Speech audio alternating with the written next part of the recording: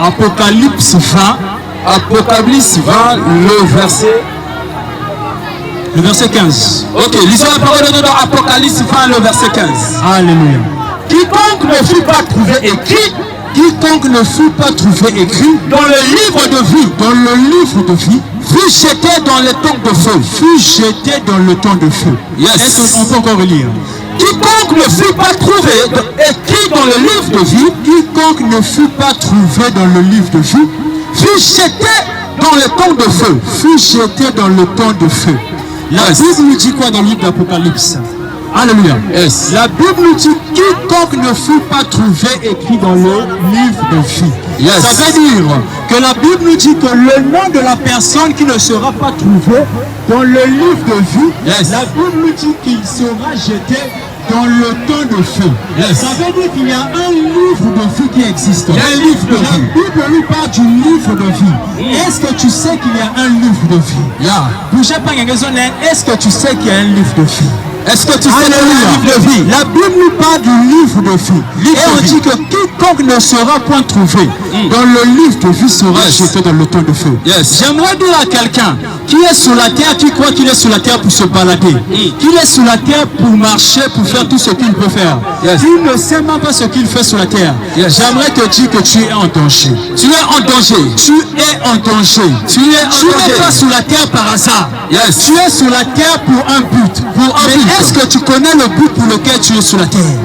Beaucoup de gens se disent que mon cousin a Toto. Moi encore, moi je suis venu sur la terre pour me balader. Pour d'autres, ils disent que moi je suis venu sur la terre pour chercher de l'argent. Il y a d'autres qui se disent que moi je suis venu sur la terre pour chercher des femmes. Moi je suis venu sur la terre pour gagner de l'argent, pour avoir des richesses. Certains diront que non, moi je suis sur la terre pour avoir beaucoup de femmes, plusieurs femmes. Mais la Bible nous dit quiconque ne fut trouvé sur le livre de vie, écrit sur le livre de vie, dans le livre de vie, fut jeté dans le temps de feu. Yes. La Bible nous parle de le temps de feu.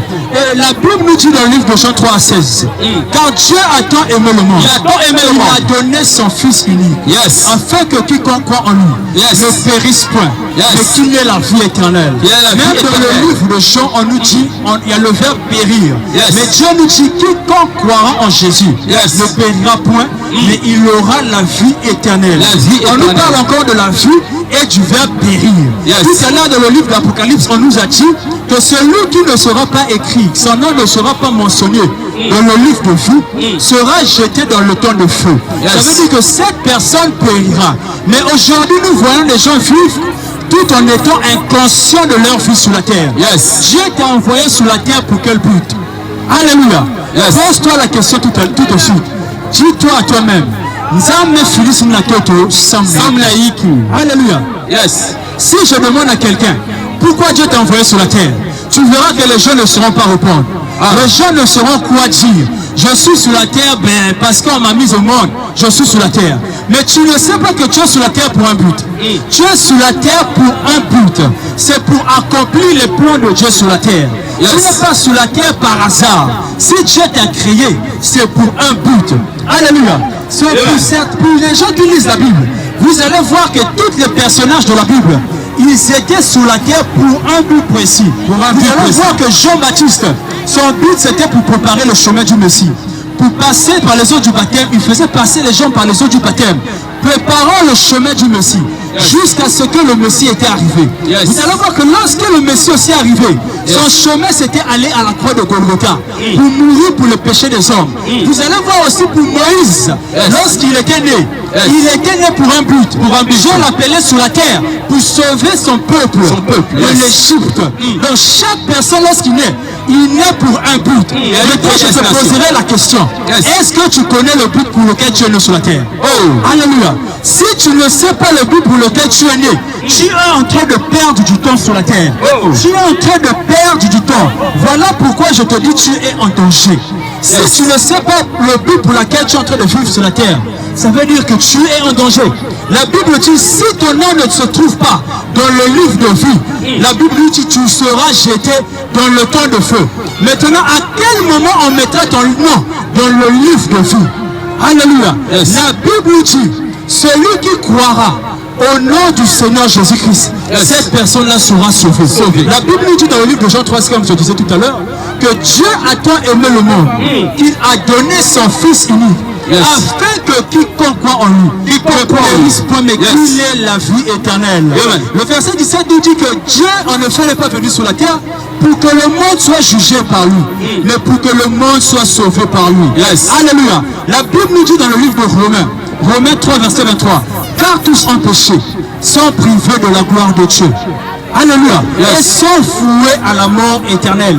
Ça veut dire que chacun d'entre nous ici, personne ne lèvera le doigt pour dire que moi je n'ai jamais péché. Ou encore je ne suis pas un pécheur. Tous nous sommes des pécheurs. Mais qu'est-ce que la Bible nous dit concernant le péché? Il dit que le salaire du péché, c'est la mort.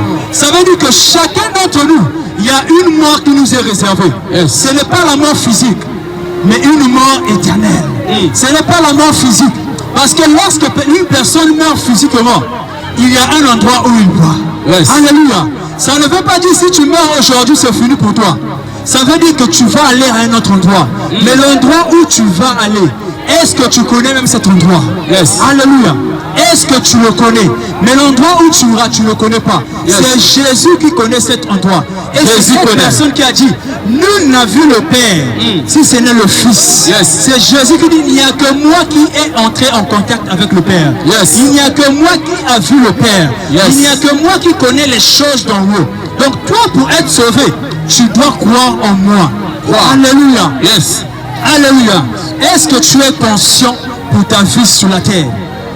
Aujourd'hui, j'aimerais t'emmener à être conscient de ton existence sur la terre. Tu n'es pas sur la terre par hasard. Tu es sur la terre pour un but. Dieu ne fait rien au hasard. Dieu fait toutes choses pour un but. Si tu existes, c'est pour un but. Il se peut que tu es quelqu'un de très important pour ce pays. Mais comme tu ne le sais pas, tu ignores, tu mènes une vie de désordre. Tu vis comme tu veux. Tu fais tout ce que tu veux. Imaginons aujourd'hui que tu es le médecin qui doit sauver le monde. Peut-être dans 5 ans plus tard, par rapport à une maladie qui viendra. Mais toi, tu es ignorant de cela. Qu'est-ce qui va se passer? Beaucoup de gens mourront ce jour-là à cause de toi. Parce que toi, tu ne savais pas qui tu étais et tu n'étais pas préparé par rapport à ce que tu deviendras. Alléluia. Mais si tu sais ce que tu es et que tu sais qu'un jour, Dieu t'a appelé à quelque chose, tu vas te préparer par rapport à ce que Dieu t'appelle. Si tu sais que Dieu t'appelle à être un grand médecin un jour, il sauvera le monde de telle maladie, tu te prépareras aujourd'hui. Ça veut dire même par rapport à tes études, tu vas choisir une filière qui va te mener à être ce que tu dois être demain. Alléluia. Mais vu que tu ne te connais pas, aujourd'hui on te retrouve de la drogue. Mais tu sais pas qu'un jour c'est toi qui seras un tel médecin. Aujourd'hui tu te retrouves dans les chambres, tu te retrouves dans les tramadol, tu te retrouves dans les milieux bizarres. Alléluia. Parce que tu ne sais pas qui tu seras aujourd'hui. Même si Dieu t'appelle à être un grand juge demain, ou bien une avocate dans ce pays, mais tu vis dans la prostitution. Tu sais que cette prostitution va te rattraper un jour. Alléluia. Un jour quand tu seras juge, tes anciens dossiers vont sortir. Ça veut dire que tu vas rater ce poste. Pourquoi? Parce que tu ne savais pas qu'un jour tu seras juge, que Dieu t'appelait à régler des situations des femmes qui seront violées. Ou encore à aider des orphelins, à défendre leur cause. Mais vu que tu es sur la terre, que tu es ignorant de ta vie, tu vis comme tu veux. Tu fais tout ce que tu veux pour te plaire à toi-même. Tu peux voler des gens sans te rendre compte. En volant, tu peux te retrouver en prison. Et que si tu te retrouves en prison, imaginons 20 ans de prison, et que dans 5 ans tu devais faire quelque chose de très important, mais toi tu es en prison. Alléluia. Imaginons Jésus qui devait venir sauver le monde, se retrouver dans les bagarres, et on l'arrête, il est en prison. À quel moment il va aller à la croix pour sauver les gens? Alléluia. Ou bien Moïse faisant quelque chose qui va le compromettre, empêchant même sa destinée de se réaliser. Il va retarder lui-même sa destinée. Donc aujourd'hui, beaucoup de gens retardent leur vie. Ou encore passent à côté de leur vie. Alléluia. Si tu sais le pourquoi Dieu t'appelle, tu verras que même ta manière de vivre va changer. Même ta manière de penser va changer. Même ta manière de voir les choses va changer. Tu ne seras plus complexé dans la vie des gens. Tu vas voir des gens acheter des voitures. Tu ne vas pas aller toucher les fétiches pour avoir cette voiture. Parce que tu sais que qui tu seras demain. Alléluia. Tu vas vivre par rapport à ta vie. Tu ne vas pas précipiter ta vie. Si aujourd'hui, vous remarquez, il y a beaucoup de banderoles de jeunes qui meurent. C'est à cause de quoi souvent? Des fois, c'est à cause du suivisme. C'est à cause du vouloir avoir.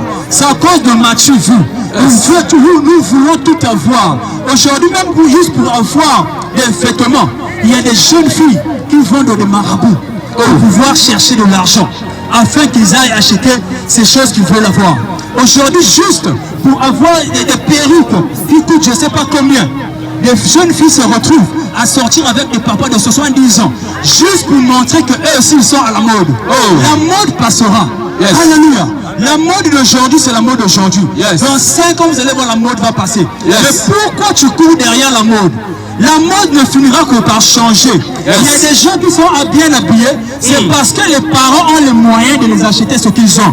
Si tu vois, il y a certains jeunes aujourd'hui, ils ont des iPhone 16, 17. Parce que les parents sont capables de les acheter les iPhones. Mais toi, tu es complexé. Parce que tu vas avoir un iPhone comme ta copine à l'école. Tu cherches à aller voler. Tu cherches à coucher maintenant avec des papas. Tu cherches à sortir avec des professeurs. Tout ça pourquoi? Le suivisme. Parce que tu ne te connais pas. Landa. Tu ne te connais pas. Voilà pourquoi tu te livres à tout ce que tu peux voir. Et tu vas voir ces papas vont jouer avec ta vie. Alléluia. Ils vont te promettre des choses qu'ils ne vont jamais réaliser. Tu sais qu'ils ne vont jamais réaliser, mais tu insistes. Alléluia. Les choses qu'ils ne réaliseront jamais, mais tu insistes. Alléluia. Un papa qui va te promettre de mettre dans sa maison. Et toi aussi tu crois ça. Donc tu crois que la femme qui a souffert avec elle, avec lui, pendant des années, il va quitter cette femme pour toi. Alléluia. Si il peut t'avoir facilement, il sait que toi aussi, quelqu'un d'autre peut t'avoir facilement. Si tu es facile avec tout le monde, il sait que tu es facile avec tout le monde. Il ne pourra jamais quitter la femme de ta maison de sa maison pour toi. Alléluia. Amen. Cherche à savoir ta destinée. Cherche à savoir ta vie. Qu'est-ce que Dieu veut pour ta vie? La Bible nous dit dans le livre de Jérémie 29 que Dieu a des bons projets pour toi. Alléluia.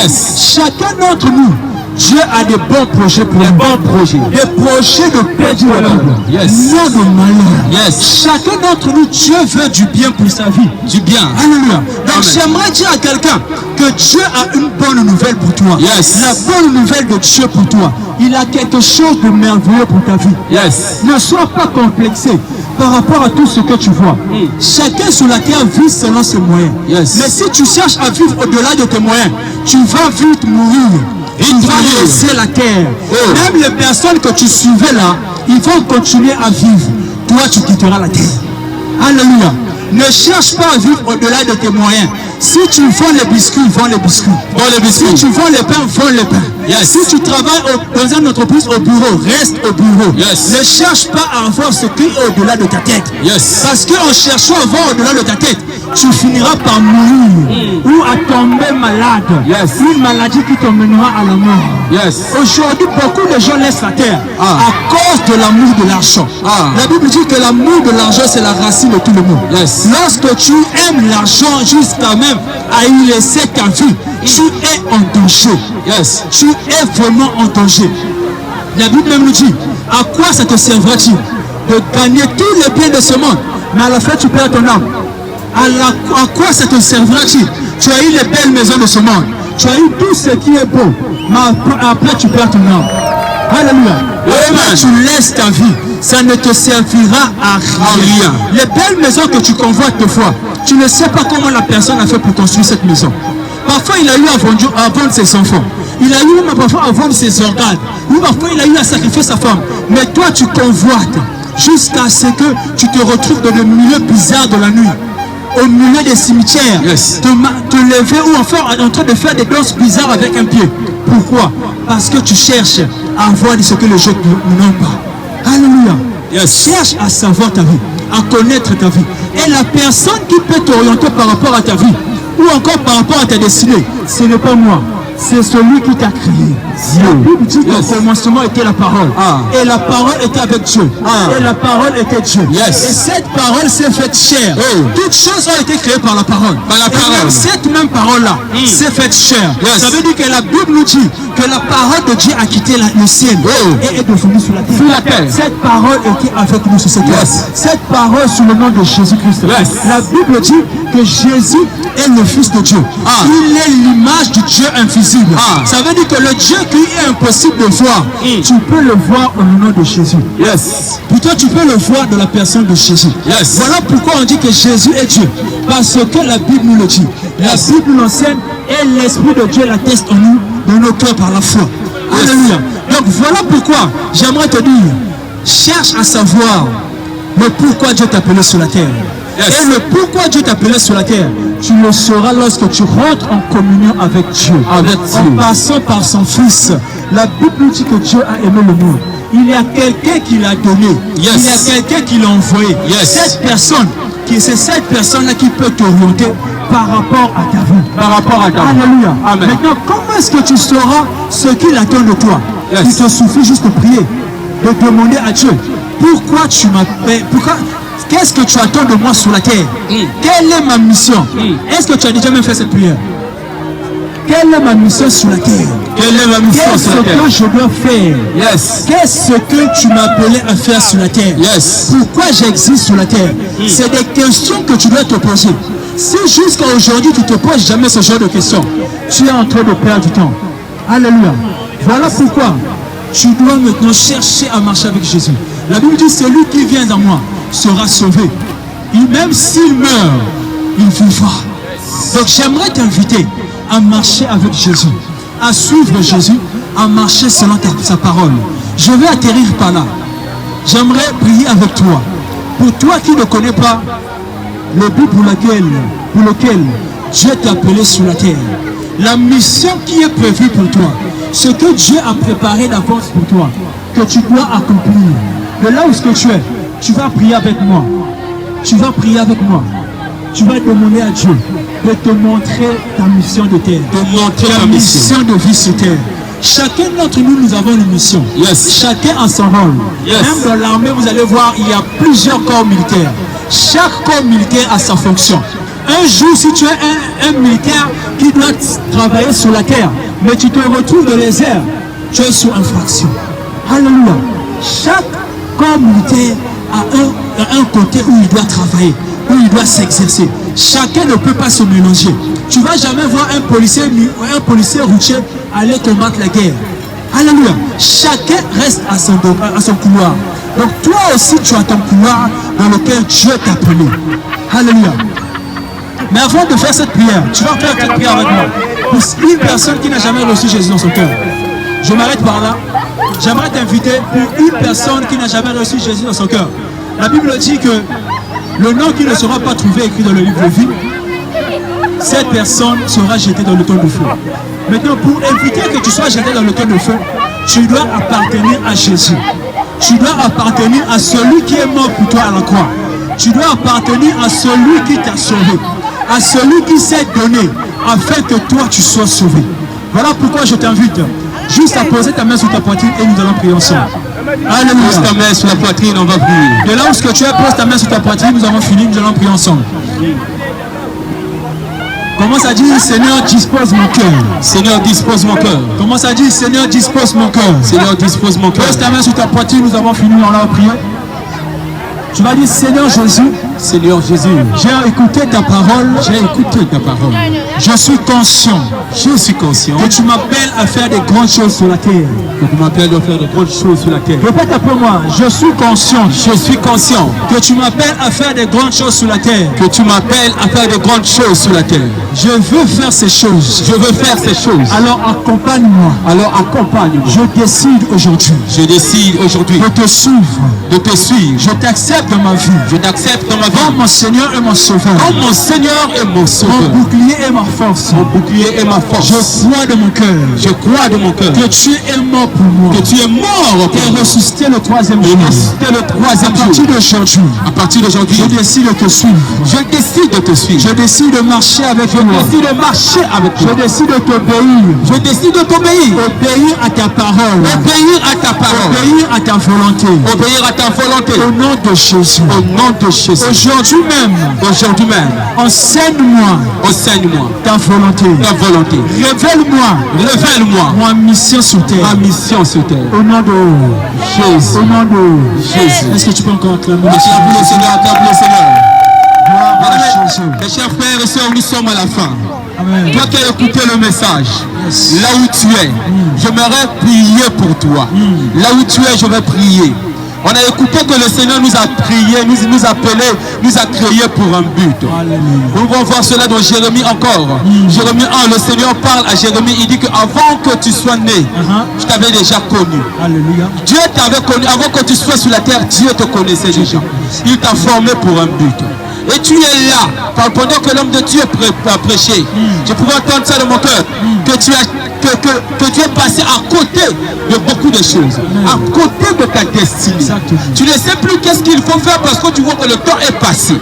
Tu penses que le temps est passé, tu ne peux te lancer dans certaines directions de ta vie. Yes. Et tu as arrêté les projets là où tu es comme à terre, tu t'es arrêté là. Amen. Tu n'as plus décidé de suivre certaines formations parce que tu te dis que le temps est déjà passé. Tu es là en train de te réfléchir, tu ne sais pas quelle est la direction qu'il faut prendre.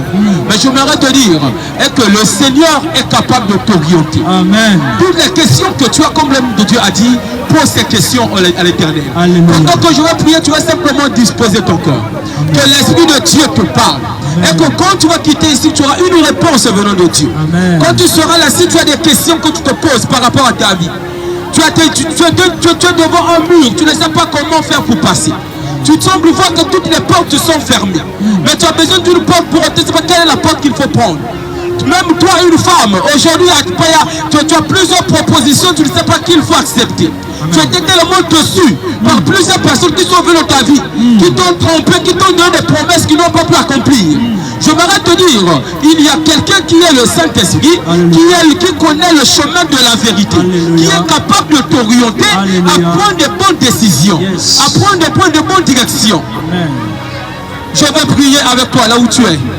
Tu te poses la question sur les activités que tu dois faire. Amen. Tu ne connais pas quelle est l'orientation et la direction que tu dois prendre. Le Saint-Esprit va t'orienter. Il est capable de t'orienter. Il va te conduire dans toute la vérité, Amen. Dans des bonnes directions, des bonnes directions. Il va te montrer des choses à venir. Amen. Ça veut dire que dans l'avenir, il sait quelle est l'activité qui va marcher et ce qui ne va pas marcher. Amen. Là où tu es, si tu es disposé, on va prier. Je vais prier pour toi. Tu es aussi malade. Là où tu es, tu ne sais pas qu'est-ce qu'il faut faire. On t'a donné le diagnostic jusqu'aujourd'hui, on n'arrive pas à trouver la maladie. J'aimerais te dire que le Saint-Esprit est capable de révéler la maladie qu'on doit tourmenter. De te montrer c'est quoi. Là où la médecine se limite, le Seigneur est capable. C'est ce Dieu-là qui a donné même à une femme qui était enceinte, qui n'avait pas fait l'échographie, mais Dieu l'a donné l'échographie, pas seulement le nombre d'enfants qui étaient dans son ventre, même la destinée de ses enfants. L'échographie ici qu'on connaît peut te donner la position de l'enfant. Ça peut même t'attendre concernant le sexe de l'enfant. Mais l'échographie de Dieu ne t'attend pas.